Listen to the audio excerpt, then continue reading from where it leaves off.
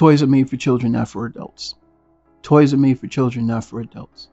Toys are made for children, not for adults, but toys are made for children so that children can get the adults to buy the figures. Well, the only people buying figures mainly seem to me is a bunch of grown-ass whiny men who complain about prices all day. Well, here's your wish. So for some of you that always complain about pricing, here you go. Let's throw you the bone. All right. So we're reading this article from ICV2. Hasbro loses $1.06 billion in the fourth quarter. I'm going to read a little bit of the article, and then we're going to go down and just talk about what we really want to talk about, and that's mainly Transformers. But to preface the article, written by Milton Griot, sent in on February 14th of 2024, Hasbro reported a $1.06 billion loss for the fourth quarter, despite a positive contribution from its Wizards of the Coast and digital gaming segment. Both of Hasbro's other segments, consumer products and entertainment, showed big losses. Entertainment showed a $1.11 billion loss as Hasbro completed the sale of its E1 assets, so taking a loss, and wrote down the entertainment it kept. Consumer products, including toys and non-Hasbro games, lost $126 million. Wizards of the Coast and digital gaming showed a $103 million profit for the quarter, down about $1 million from quarter of 2022. Company-wide sales took a big hit, down 23% to $1.29 billion from $1.68 billion in the quarter four of 2022. Entertainment was down 49%, and consumer products was down 25%. Wizards of the Coast and the digital gaming was up 7%, driven by digital games, Baldur's Gate 3 and Monopoly Go. Tabletop gaming sales in the segment were near flat, down $1 million to $266 million. So if you add up all the losses, yeah, it's $1.06 billion. A lot of the things, the sales of the Magic the Gathering, but we're not really talking about that today. We're talking about Transformers. A lot of Transformers aren't selling out, and you still see a lot of stuff that have been coming up on clearance.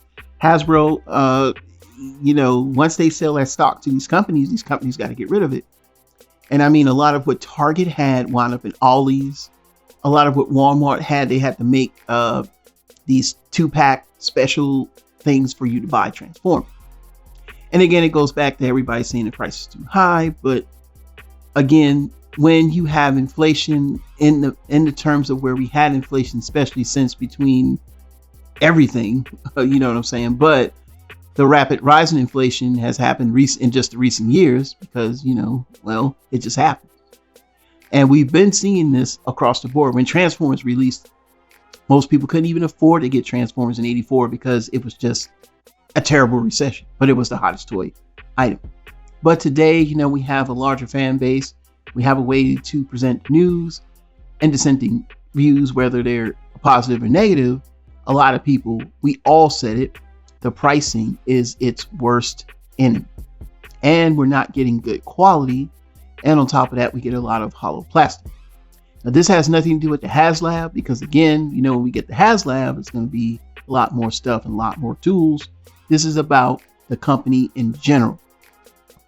And I'm a little nervous on giving Hasbro money because I've seen this before with certain other companies. I worked for companies that were on their way out. I worked for Kmart. When I used to be, I was pantry lead, and any percentage of profit that I could provide when I had my weekly meeting, I would show a positive. And yeah, I was one of the lucky ones, right? But some other departments used to get kind of gutted because they don't make enough money.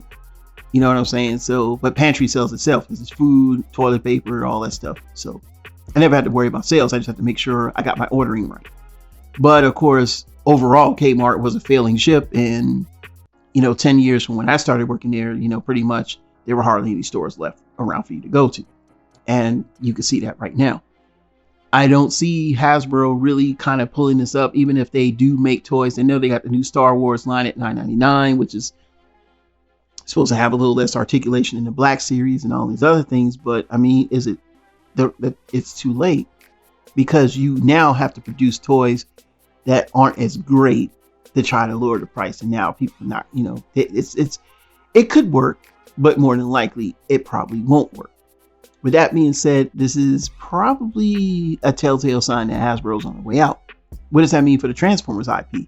We don't know yet, because you can see they're selling the lines off. Heck, they're even letting Mattel make Hot Wheel cars, probably with some Transformer logos on them. But that's a competitor, by the way. So that's just let you know right there how bad it is. And Hasbro fix it? Probably not, because all their plans would have to change. And usually most corporations have all their stuff planned out for 25 years, which most people don't realize that. But I think now what's going to have to happen is just try to make what you can of what you got and hopefully go for the best. But I don't see it happening.